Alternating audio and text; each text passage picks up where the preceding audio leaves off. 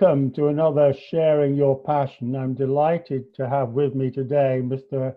Paul Hunting, author and spiritual teacher. And Paul is a graduate of Bristol University in psychology. He is well known for pioneering soul-centered coaching and leadership development. He designed a fairly unique, if not unique, program of horse-assisted coaching, horse-assisted transformation, and went on to write a book called Why Talk to a Guru When You Can Whisper to a Horse. And more recently, he has devoted his life, or at least part of it, to Shakespeare, and in particular, the spiritual and other revelations in the symbology of Shakespeare's plays. And he has written two books to that effect. One was written back in 2016 called Shakespeare's Revelations, which I happen to have here. And he has also just produced a new book, which is not yet published, but is about to be, called Shakespeare's Whisperings. Paul, welcome very much to Sharing Your Passion, and thank you for joining me. Well, thank you for inviting me. Just before we get cracking, did you refer to me as a spiritual teacher? I did. Is that not correct? Oh, you promoted me. I don't feel worthy of such having been promoted. So, but it's very flattering that you put me in that exalted category. So I don't know what to certainly see with that. I'm spiritual and I do my best to teach what I can. So I guess that qualifies me. But thank you. Absolutely, you qualify. So, Paul, where do I start? I'd like to start, I think, with your horse-related coaching, your horse-assisted coaching, and how that came about to begin with, and how then that has, if you like, fostered or created a transition into this new venture, or relatively new venture, if I can call it that, of analyzing and revealing the secrets behind William Shakespeare. Yeah, it's kind of interesting. Yeah, the horse thing, as I call it, it started with a kind of epiphany moment. I was riding a horse that was, much too much of a horse for me, and I was in great fear for my life, and it was a period of my life where I was pioneering leadership coaching through. I think you did the leadership insight leadership program. Yes. With the ropes course. Yeah. Well, I was very impressed with that particular exercise. So I got into doing ropes courses with clients to bring them to the edge of their comfort zone, and because that's where you find out what's going on. And I had this experience on a horse where I was definitely over the edge of my comfort zone with this horse, and I thought I was going to be killed. And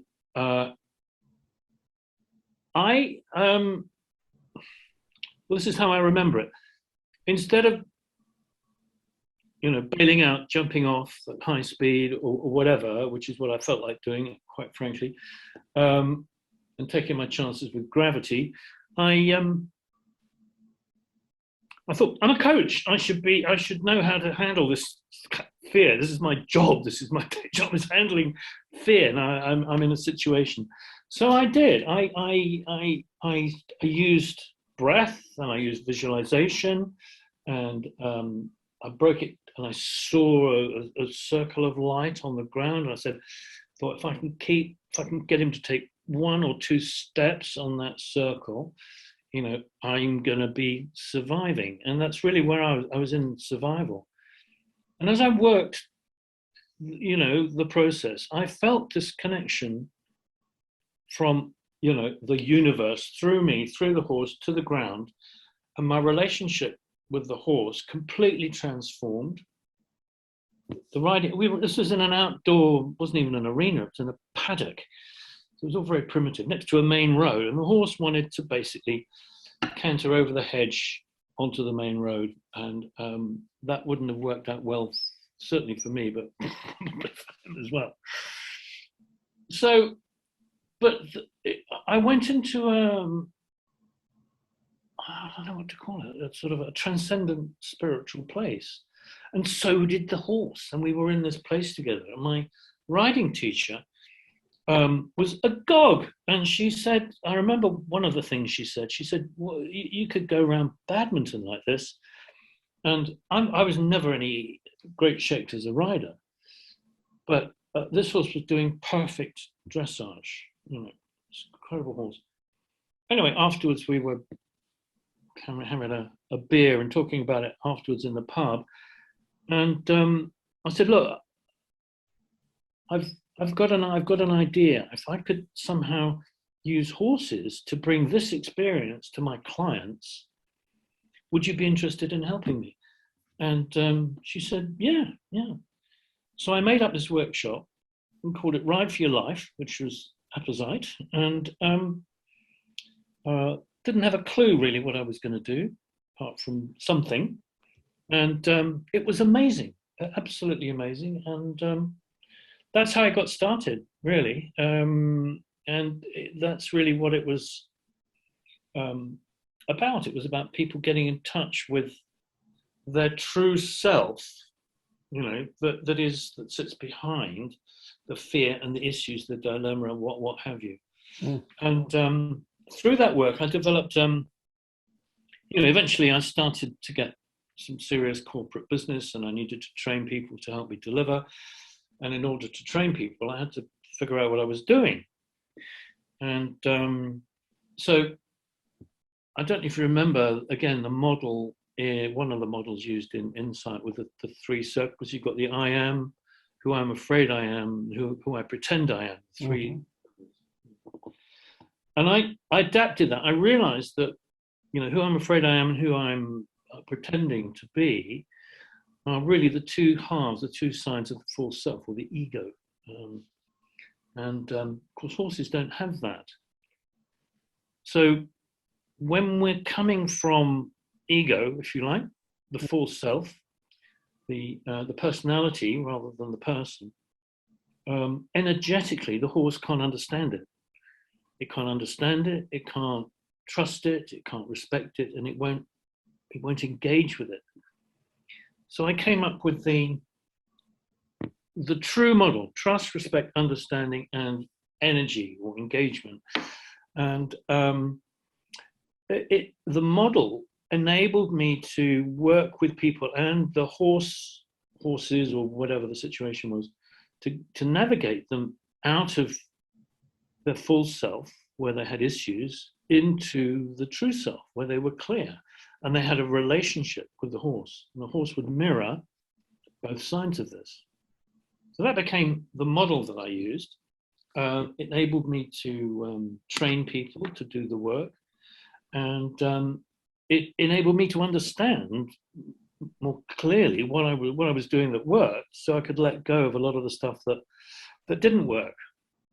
And then, I was doing that for years. I mean, it's, my whole life changed around delivering that work and getting my own horses and my own place. And I'm living in Stratford, and I started going to Stratford on Avon, Stratford on Avon, the theatre, the Royal Shakespeare Company, RSC.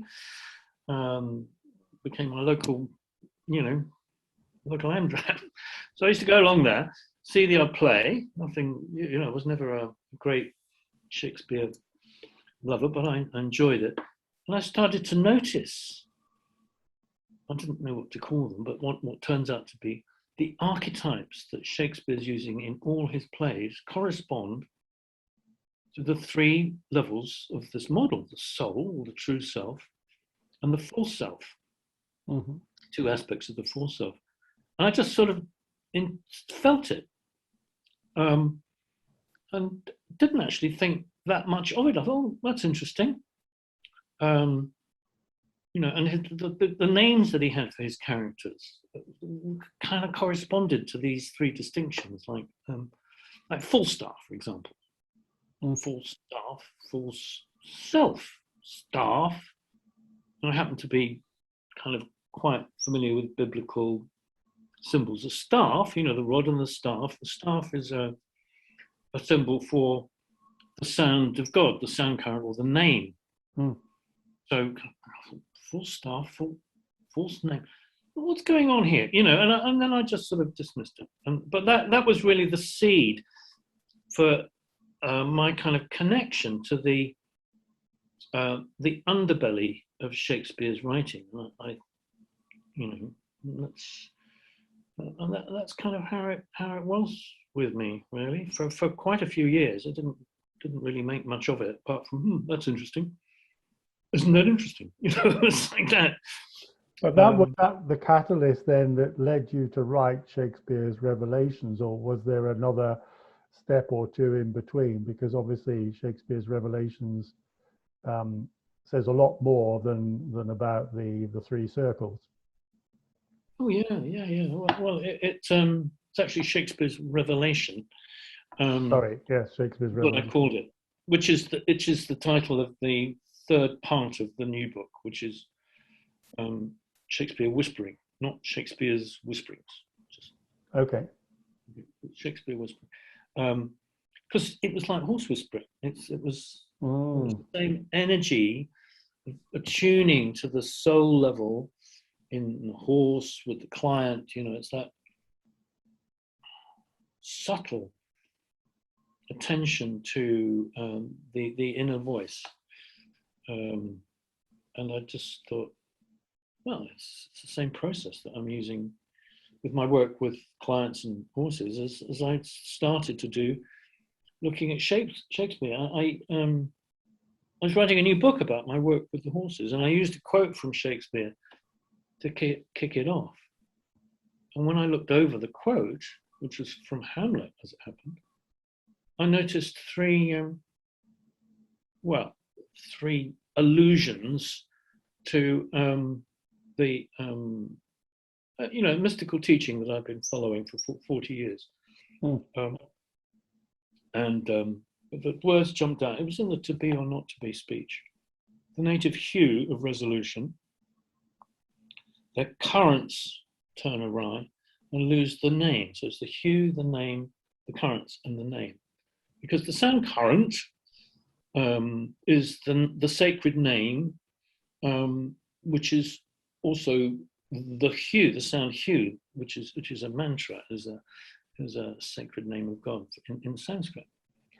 And I thought, I'm just this is me. I'm just projecting my own stuff onto Shakespeare.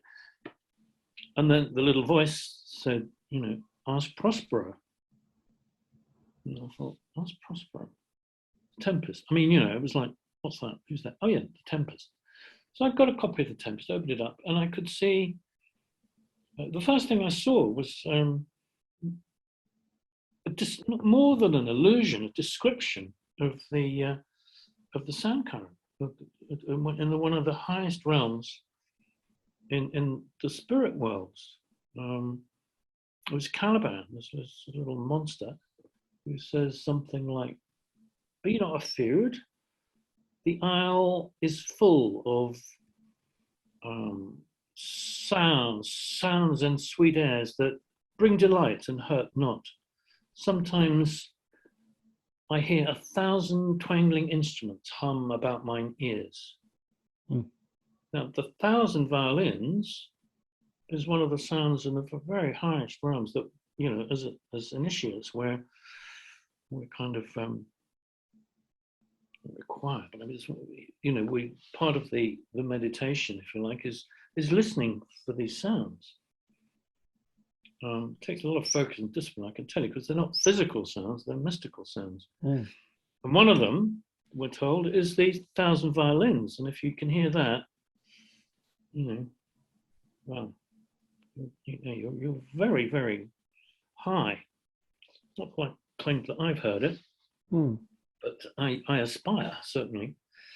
So I've basically just thought, oh gosh, what is going on here? And I just dropped everything and just started writing. And that's kind of how Shakespeare's Revelation came to be. And I thought it was the bee's knees, the be all and end all, the greatest thing, and what have you. And I brought it up very quickly to catch the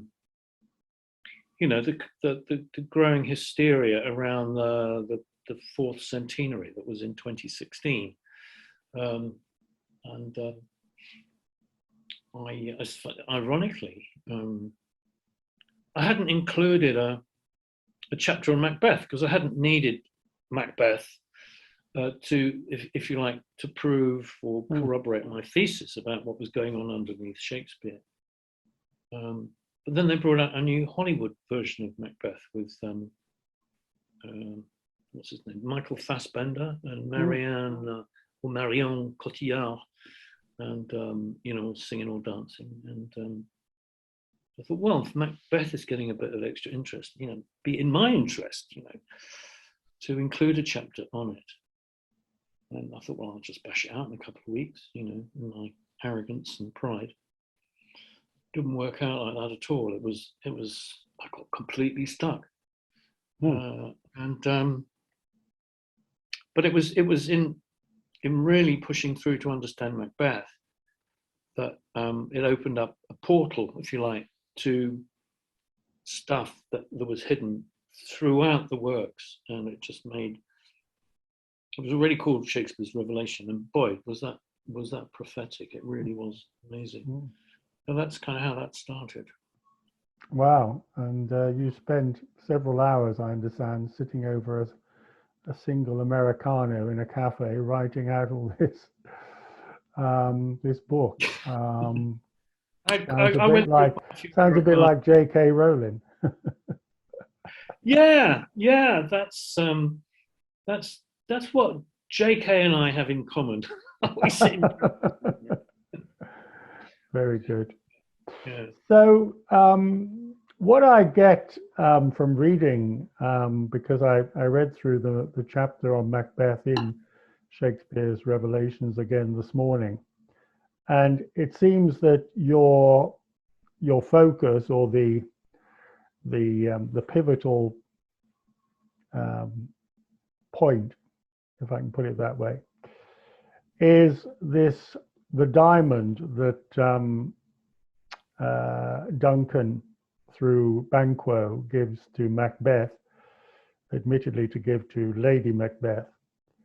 And you say actually in Shakespeare's Revelation that this often symbolizes the soul. The diamond often symbolizes the soul. Yeah. But you then, of course, go on to equate it with the Holy Grail. So was this a sudden intuition? How did this come about? Yeah. Well, I was watching I've got no training in analyzing literature, so I wasn't doing it from an academic perspective. I was doing it from a intuitively led perspective. And that's how it felt. I felt that, I felt possessed. Like there was something in me that was saying, right, come here, look at this. This is, it was just whispering to me the whole time I was doing this. And I was just, okay, just doing it, checking it out. There's one thing about to get an intuitive, hit, but it could come from anywhere. It could be any part of consciousness or entities or whatever, kind of chatting away, trying to mislead you. So I was ruthless, absolutely ruthless about checking out everything that was said. So I saw this, I was watching the Orson Welles version of Macbeth, which I love. Yes. Dark and sort of gloomy and somber, and Welles doesn't leave anything out. So the diamond scene I saw in the film, I thought, whoa, what's this? Guy, here's a diamond. He just hands him a diamond. I said, what's this diamond? Because it just, whoa, what is it? And the voice said, oh, that's the Holy Grail. I thought, oh no. I mean, it was the last thing I wanted to hear at that point, because I was squeezing the chapter into the book anyway, but just purely for kind of, I don't know, kind of not exactly altruistic reasons. I just wanted to give the book as much, as good a chance as possible. And then I was getting into a whole nother layer of stuff.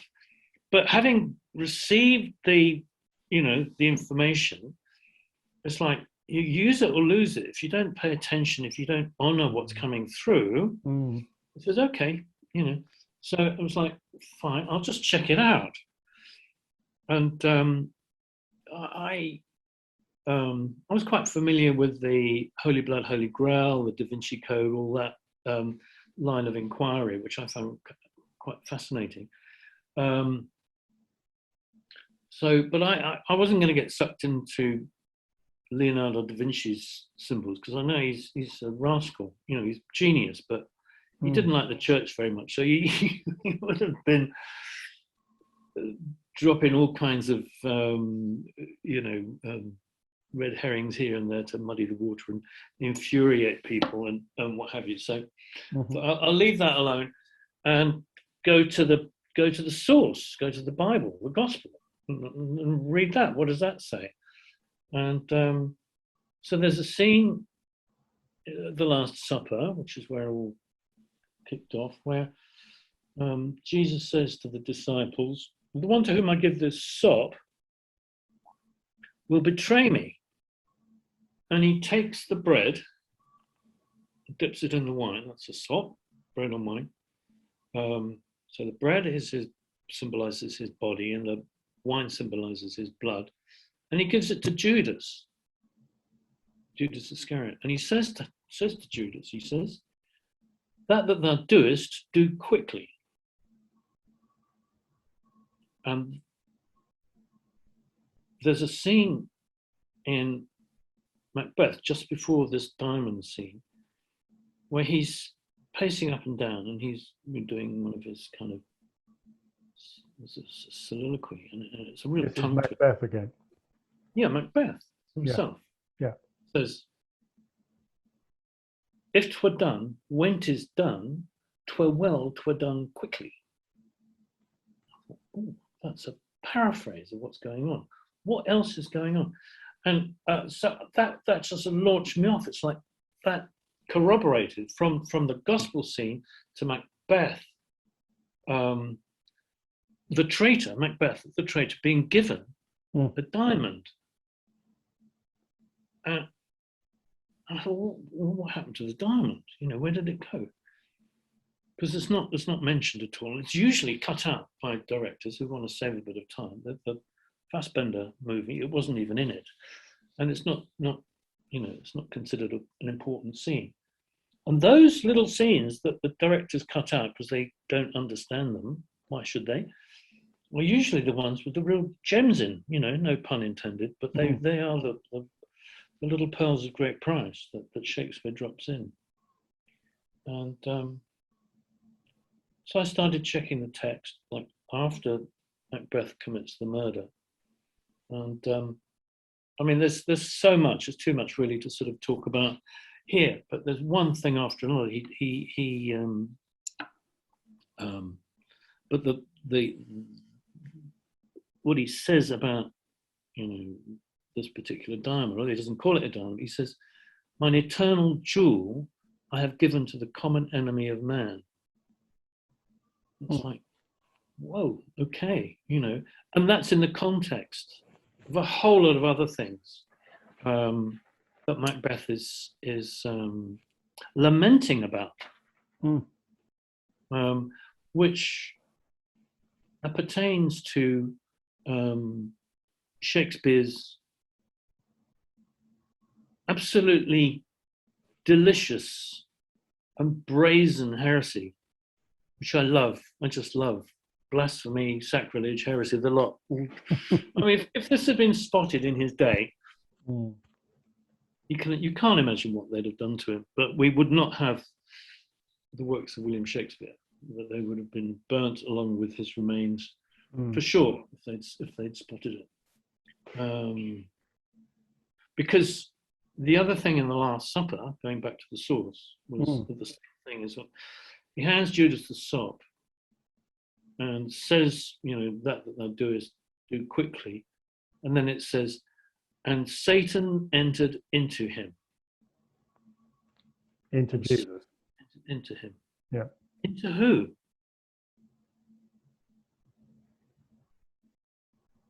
Doesn't say. Ah, okay, yeah. But the obvious assumption is that entered into Judas, he goes off and betrays him. That's what I thought initially when I saw it, but go on. Yeah, that's what you think. That would be the orthodox interpretation. But so I said, well, what if it's not? Maybe what if it's Satan enters Jesus? Jesus takes the consciousness of Satan, which is, if you like, the world, just kind of the sin of the world that cuts us off from the awareness of God within, which is the definition of sin. He takes the sin of the world to the cross, and it's not Jesus that dies, because the Christ resurrected, but the body of Jesus dies because. And it takes Satan with him. It takes the consciousness of Satan with him. So Satan died on the cross, not the Christ, because the Christ resurrected. And so that's an outrageous thing to say. So does Shakespeare relate or allude or corroborate that as a thesis? Absolutely, absolutely. In Macbeth, in this eternal duel scene, he also says, because he's lamenting that the fact that he's murdered the king, and he's going crazy. He's going absolutely crazy. And it wasn't just a king. If you read the descriptions that Shakespeare has of Duncan the king, there's a deity. It says renown and grace is dead. It's not just a king. These are deep spiritual qualities, because that's what happened in the beginning with Adam and the serpent. Adam gave away the eternal jewel. Essentially, metaphorically speaking, murdered the soul of man. Gave over the soul of man to the serpent, to the negative power, to Satan, to Lucifer, whatever you want to call that thing, which is, and it was Jesus, the action of Jesus, that he got it back. He got the jewel back. And in order to do that, and this is where Macbeth is great for certainly helping me understand what happened. The three witches and the prophecies that they make represent all the Old Testament prophecies, because just kind of, it's going to be easy to get really expansive with this. I want to just keep focus for a minute on this particular thing of Satan dying on the cross. Macbeth is lamenting that he feeling terrible. He's killed his deity, basically, which means he's really killed his own soul, and he's dying of that. He's gone crazy because of that. And he's saying, upon my head they placed a fruitless crown and a barren scepter in my gripe. And obviously he says it with a Scots accent, which I won't even attempt to do, but sounds different in Scottish, Shakespearean Scottish. But it's a metaphor or a pastiche, if you like, of the trial of Jesus, where he had a crown of thorns on his head, and they put a wooden staff in his hand as a scepter. They were mocking him and they scourged him. But it wasn't Jesus that they were mocking and scourging, although it was his body. He'd used his body, and it was Satan that had to be mocked and scourged in a particular way in order to fulfill the scripture. Because in the scripture, the Old Testament scripture, there are 400 or so prophecies that need 400 that had to be fulfilled. Now, the theology, the Christian theology, is that give the signs of the Messiah. But it's not that. You know, according to Shakespeare and my little intuitive voice, it's not signs of the Messiah, it's the to-do list of the Messiah. In order to vanquish Satan, i.e. liberate humanity from the bondage of Satan, the tyranny, in consciousness. It's about consciousness. It's not it's not about anything else. It's about something that took place in consciousness. He had to complete 400 actions, some of which were kind of symbolic reenactments of what Adam did, which are elucidated more in Hamlet, but which culminated in the Last Supper, the crucifixion, the resurrection, and the ascension.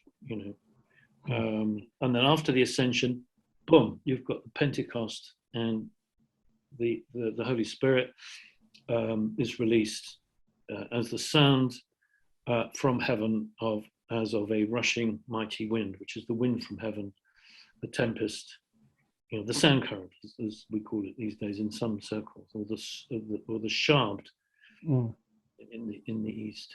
So the theology is there in symbols if you can recognize it, which I just happen to do because I've been studying it for 40 years. Then it's just one thing after another all the way through the plays. Just looking at it though, Paul, in a sort of slightly bigger picture sense, are you saying that the story of Macbeth and what Macbeth represents is a representation of the life of Jesus, of the teachings of Jesus, of the Bible story as a whole, including the Old Testament? All of that and more, is it?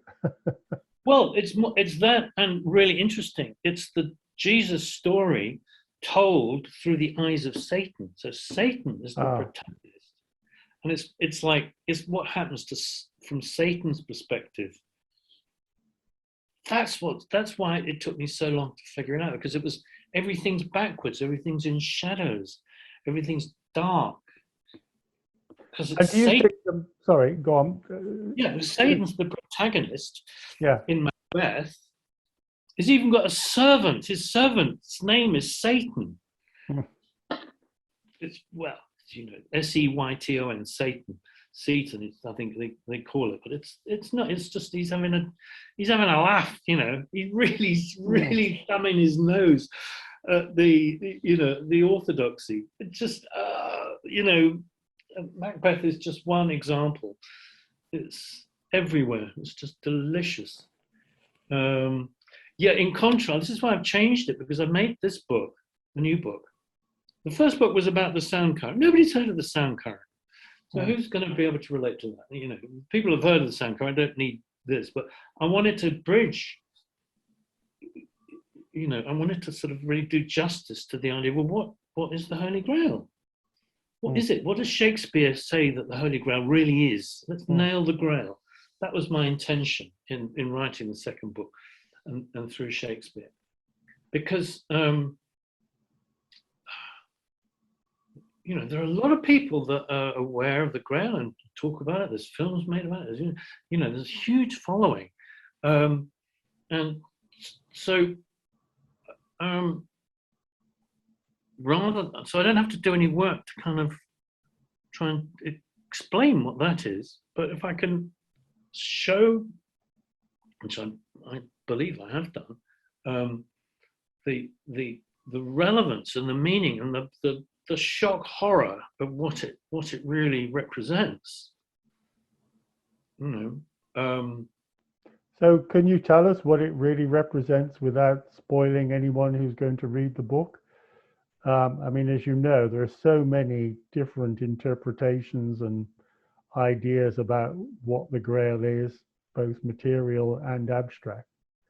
And I can run through a few of those, but you're familiar with them already. But Yeah, yeah. Well, for those listening, you can give us, all the sort of.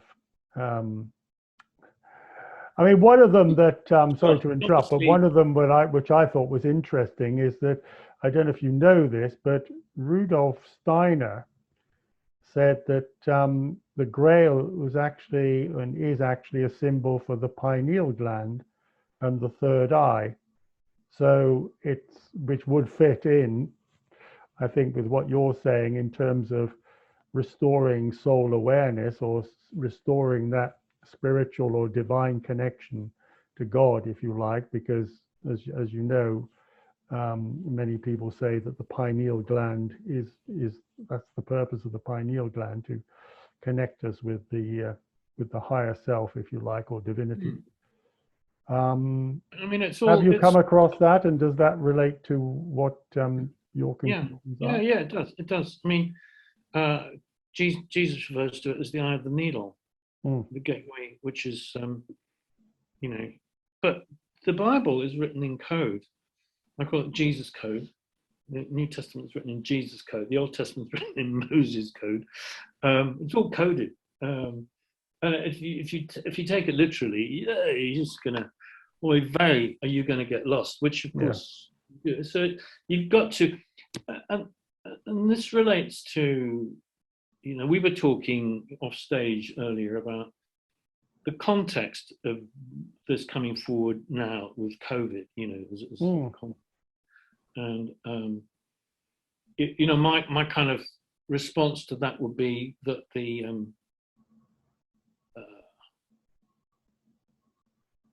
COVID's it's a symptom of something deeper in mankind. Sure.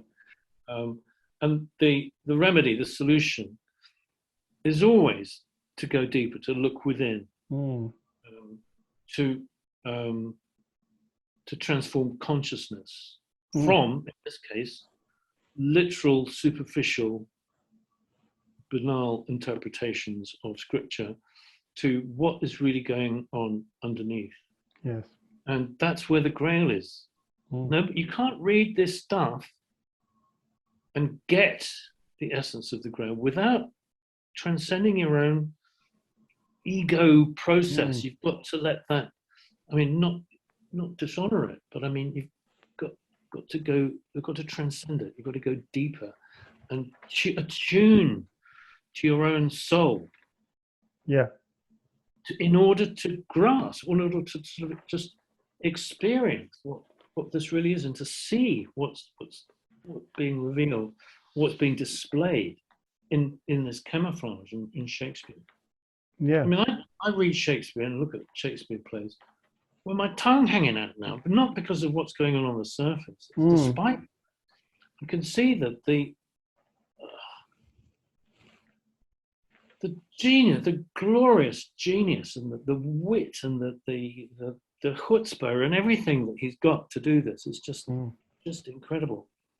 But yeah, I mean, the way out of our,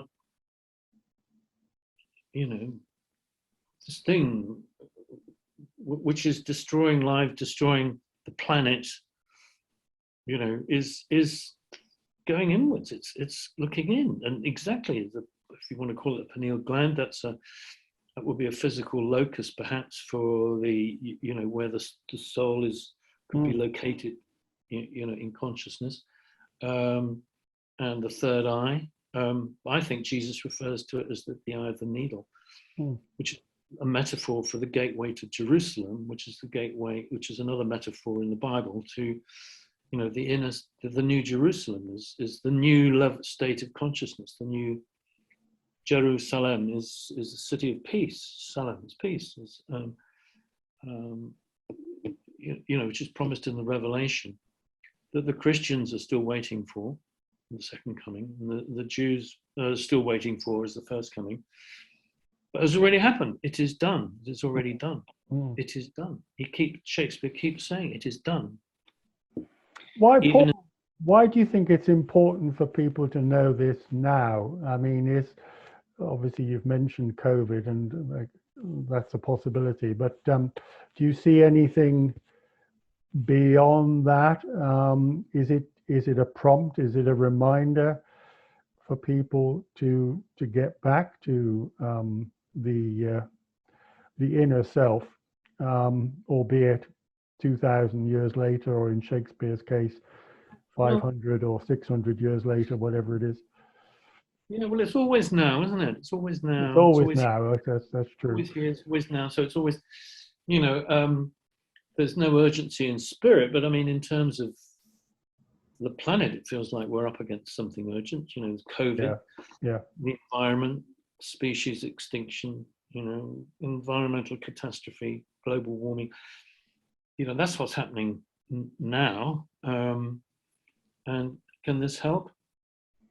well, Well, if that's all yeah, external, you talk absolutely. about internal. Yeah, um, if it you know encourages people to discover more about who they really are. yeah. You know, who really, you know, are you? You know, why on earth are we here, and Mm, what the hell's our purpose? You know, what's mm, it for? And it becomes clear. It's not clear, and the ego's got a purpose. It's very different from the soul. mm, It's the work that I do, is I think, and that paradoxically, it's more important. I think it is important. I know it's more important, but I mean, it is generally the first thing you want to do if you're in a transformational program is for people to be able to observe or become aware of who they're not. yeah. Because part of us that can be aware of that is who we are. Mm, mm, You see, it's like in order to be aware of, you know, the table, I've got to get off the table. So to be aware of my ego and really be aware of my ego as an ego, as something that's not me and it's that I'm independent of, is a is a wonderful state of true self-awareness. mm, mm. And you know, there are you know, we've both been through processes that you know, facilitate that, and Yeah. to a small extent, I do my bit with the horses. You know, that Mm. facilitates um, the the true self-awareness. Let me suggest something. See what you think about this. I mean, you talk. You mentioned in the video that you sent to me, the video about Macbeth and the Grail, about what you call the forbidden truth in Oh Shakespeare's yeah, yeah, work. yeah, yeah. Oh yeah. Um, and I mean, it occurred to me that one thing about um, a search, a personal search, if you like, for the Holy Grail, whether it's a personal or collective, I think they both go hand in hand. But that really, that what's happening, or what seems to be happening, is that people are searching for a truth, for the greater truth. Now, that obviously includes our own inner truth, but for example, in my case, I've been looking and doing a lot of research into what you might call the external truth. So what's happening, if you like, behind the curtains of government and the media and so on and so forth. You know, the bigger picture. And interestingly enough, some of that could be described as satanic. And so that sort of would fit, in a sense, the idea that External Satan is is still very much alive and kicking, at least in a yeah. metaphorical way. Satan's the one thing But do about you see that as that? Is it about uncovering the truth? yeah, Of course, would include our divinity, yeah, our divine nature, our true self, as you call it. yeah. The thing about Satan is that it, you know, the sort of thing he's conjured is about the devil, Mm, and he's evil. But Satan is so much more than that. It is, Satan is the world. You know, the man was made, the soul was made in the image of God, and the body, what we see and experience through, was made in the image of Satan. Don't you like them apples? Not that I'm trying to be provocative at all, in any way. So that sounds like the body being equated with sin. Back to Adam and Eve again. Is that what you're saying? Well, sin has been abused. The word sin has been taken and completely abused by the religions. Sin means to cut yourself off from God. End off. You know, okay. It's not doing wrong. It's not doing bad things. Murder, and this is the Grail truth. Okay, this is the thing about the Grail that I do want to get in before we have to go. Yeah, go for it. The blood, the Sang Grail, the blood, the royal blood. As it's referred to in the Bible, in the Last Supper. This is he said, he pours in the wine. So this is the blood of the New Testament that was shed for all for the remission of sins. The blood of the New Testament that was shed for all for the remission of sins. So I read that a few hundred times. I thought, no wonder nobody understands it. What on earth does that mean? And now I know what it means. It means that the blood was the blood seal of the New Testament, which meant that the forgiveness was given by God through the Christ to everybody, regardless. And there is no more sin there is no more sin. So it also made null and void, it unsealed the Old Testament law, the Mosaic law, which Shakespeare goes into mercilessly in other plays. Take my word for it. But, I've tried to sort of outline it in the book, especially in Hamlet. So it does two things. It means God's forgiveness is already granted to everybody, regardless. So, and the Old Testament laws are null and void. They're fulfilled. In the Tempest, they talks about they're abjured, they're abrogated. You just think of another word for that. But the best expression I can get, the most dramatic, is they no longer apply. They're finished. That's what Jesus Christ came to do, and he did it. It is done. It is done. They're over and done with. Yet, they, for whatever reason, they dared not, could not, chose not to tell us that at Nicaea, when the church canon was started to be created. Because not only that, the priesthood became redundant. There was no need. Everybody was forgiven, and everybody had the right, and it's expressed in Revelation, to the tree of life, to access to God, the Spirit, the soul within. Don't need a priest. There are no priests. The priesthood has no spiritual authority, and it says that in the Bible. I'm not saying it. It's not me that's saying it. It's not even Shakespeare. He's pointing to where it says it in the Bible, and he's turning into these incredibly pithy, satirical, lampooning dramas throughout. I don't want to get distracted by going into more of them. And once you start to see that, it's like, oh my God! But that's the essence of it. The Old Testament law no longer applies, but we have a choice. If you want it to apply, yeah, fine, and you're bound by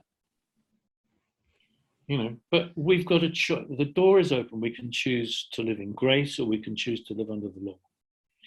And the price for living in grace, it's not easy, is forgiveness. God's forgiven us. We need to forgive ourselves, and we need to forgive each other all the time in order to experience grace. If we don't, get the law. And that's the choice.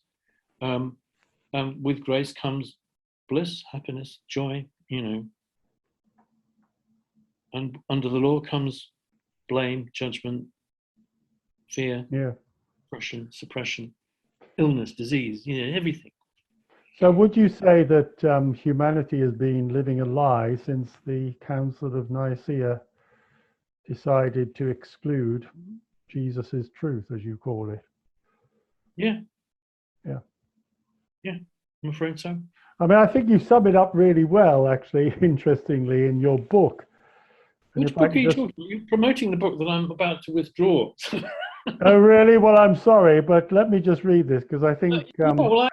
maybe I'll reconsider, but it's you see, I thought I knew what the Holy Grail was when I wrote that first book.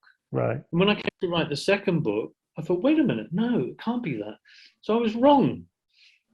So everything I've said about the Holy Grail, it's, I assume that the Holy Grail was the tree of life. Yeah. Because if you look in the Bible, that's what was shut down in the beginning. That's what Jesus opened up at the end. And so that was, because my inquiry was, well, not what is the Grail, but what didn't mankind lose? What have we lost that's of priceless value? So our spirituality. Down the answers. If you ask what is the Grail and you Google that, you get hundreds of millions of answers. It's like it's. If you do the same with the tree of life, you get billions. I mean, it's in the billions. But if you ask, and I did this. I said, what of great value has mankind lost? And something came up about the soul, and I thought, wow, good old Google. Don't need me. Just Google. Just Google. Question. You got to ask the right question. Very good. Yeah. Well, personally, Paul, I hope that you don't withdraw Shakespeare's Revelation. Well, you've got a copy. I've got a copy, because I think, actually, irrespective of what you said about the Grail in the book, I think there's a lot of value and a lot of wisdom in the book anyway. I mean, you should see how I've marked it along the way. There's lots of red underlining and so on. Don't tell me that Which now. is always a good sign. Spent the last 2 or 3 years agonizing over conversion. I mean, it's, talk about blood, sweat, and tears. I mean, I can see you over that Americano, annoying the cafe staff. When is he going to order another one? Americano, just keep me shaking. But let me just read this, because I thought, and also, it was precognitive, because in The Forgotten Self, your foreword to the book, to Shakespeare's Revelation, you say, the pandemic. Oh my God. You say the pandemic of a false sense of identity has millions of us chasing meaningless goals that at best bring a fleeting satisfaction. Do you remember that? Yeah, I do now. I remember remembering it as well. Now, let me go on. It says, a life spent overcompensating for persistent feelings of frustration, unworthiness, fear, guilt, resentment, and disappointment might seem normal, but it's far from necessary. Hang on a second. There's a little bit more I want to read. It says, knowing who you really are, having a true sense of purpose, and centering your life in authentic values, goals, and actions is essential to a life filled with healthy, deeply rewarding relationships, true wealth, abundance, an abiding sense of inner confidence and security, and even sustainable levels of joy and ecstasy. Now, who needs the Holy Grail when you've got that? Who wrote it? I mean, who wrote that? Stop that man. That really jumped out of the page at me. But no, the reason I read it is because it seems to relate to this. Sorry to interrupt you again. It seems to relate to this what you've been saying, that we've been living a lie, a distortion, because of the lies. You even mentioned this in your video, because of the lies we've been told, which has created fear and disbelief. I mean, we see this now, of course, with COVID, and resistance as well. And, we think it's normal, but it's not, because it's not our true self, right? It is normal. Being happy is not normal. And the real spiritual, archetypes in Shakespeare, they go mad. And they're portrayed as mad, like Ophelia. Yeah. I mean, Ophelia and Hamlet would be the Jesus aspect, and Ophelia will be the Christ. And that's so, in contrast to Macbeth, which is why I put it like this, Hamlet is the story of Jesus, or the story of the Christ, through the eyes of the Christ. And whoa, well, even Shylock, his persistence, his rigidity. I will have my honor.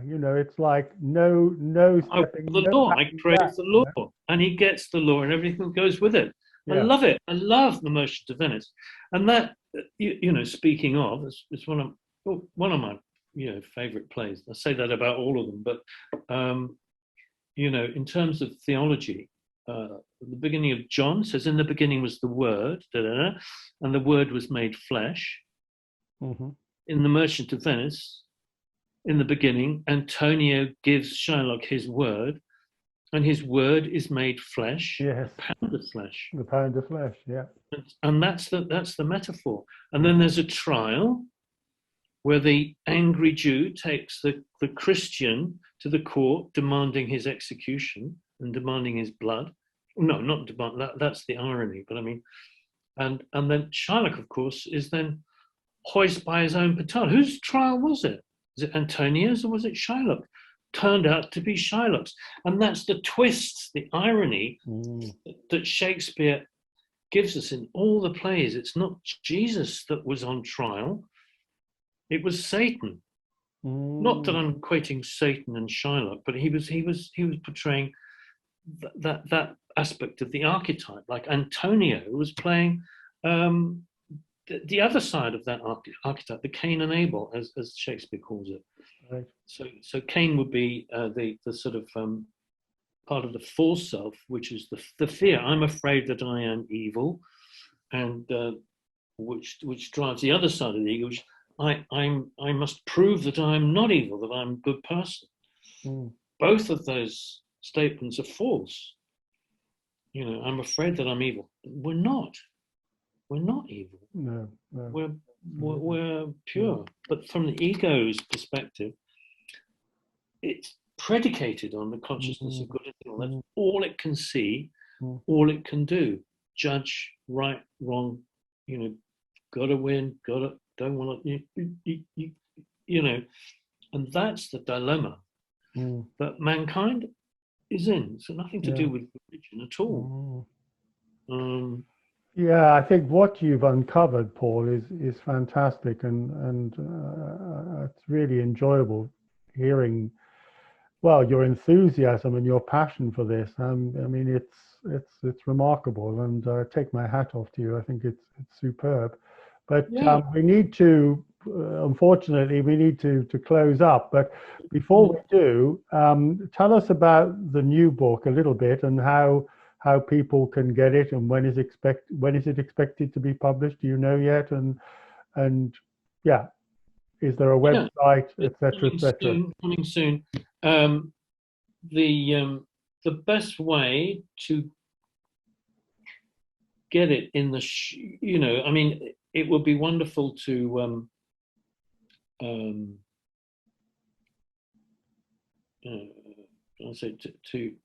it's not even available for pre-sale at the moment, but I'm collecting names of people that are interested, because it's not about the book, it's about the conversation. It's about what you and I have been talking about. I mean, I'd have done this for free, honestly, Glenn. You didn't have to pay me. What was it? 50,000. It's very generous. A pound of flesh. I've done it for free, honestly.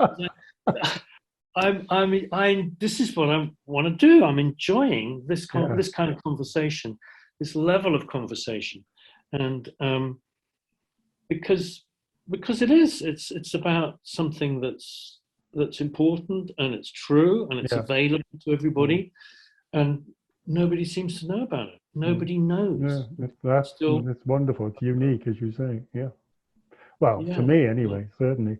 So, Yes. how do people contact you if they want to sort of pre-order the book or let you know that they're interested? Just drop me an email or go to my website, paulhunting.com, me.com, paulhunting.com is my website. Paulhunting.com, and they can contact you through there. Okay. Yeah, or I'll put email me that at on me. paul at paulhunting.com. Okay, Um, cool. Right. if they've got any questions.